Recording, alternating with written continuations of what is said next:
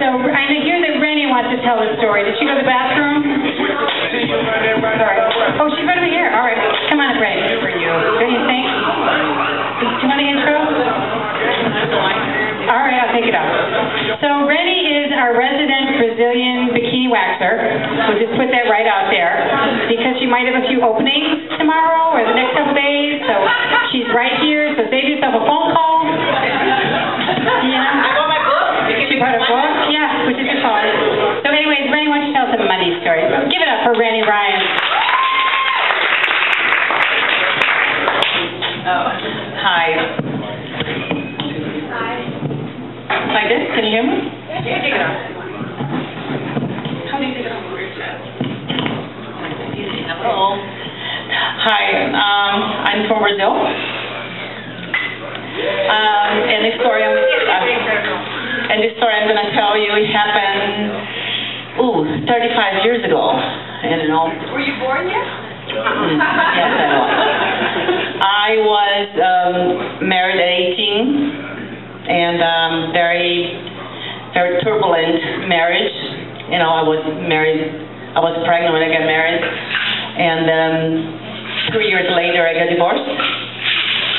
And I was living in a very small town in the south of Brazil. And after the divorce, I decided to leave my hometown because my husband kept chasing me around and you know.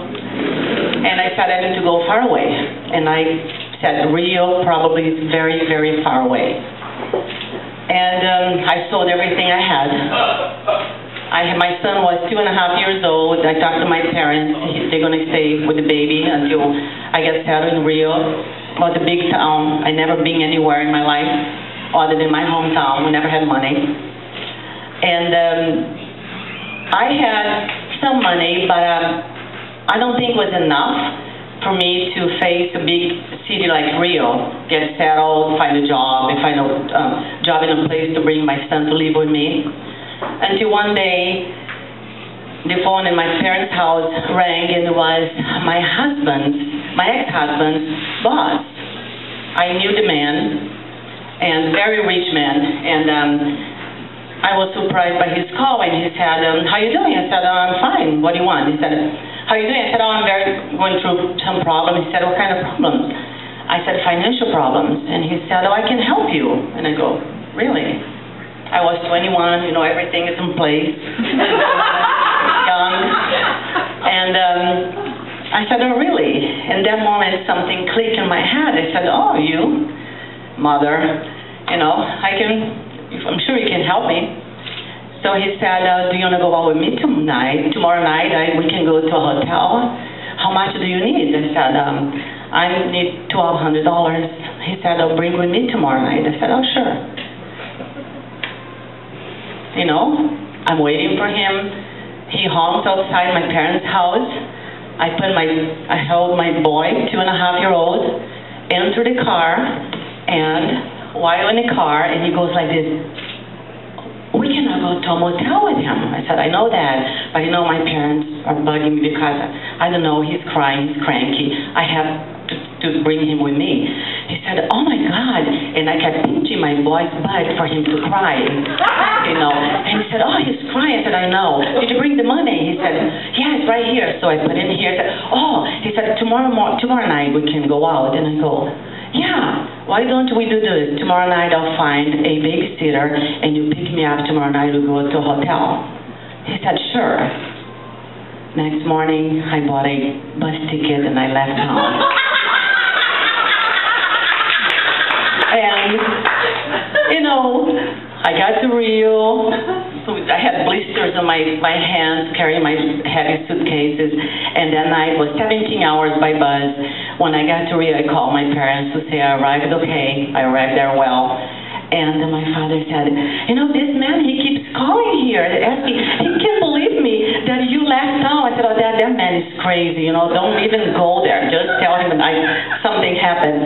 You know, and through all the years, I felt a little guilty because I got his money. But then I go like this. My whole thing was, yes, you know, this is I don't know, it's a cultural thing. I don't know, it's because I was a divorced woman, he thought I was available and not worthy, you know, and that's you. But then after all these years, I felt like, you know, I don't think I think he deserved it, you know, and every time I go back to my hometown, I'm so afraid to meet him. You know, I went back there and I don't want to go near. I know he lived and I didn't want to go past by his house. Thank God now I can go there because he died. But finally I told my ex-husband, you know, how I got to Rio. We're still friends, we talk. He said, "You're kidding." He said, "No, you know, it's thanks to your boss that, you know, he thought he could get something, but, you know, see how money sometimes is not everything, you know. I did it. And then I come with the $1,200. I went to live in Rio, and, you know, from Rio I came here. So it's like, in other words, he helped me to be where I am today. Thank you. There are so many things I could say.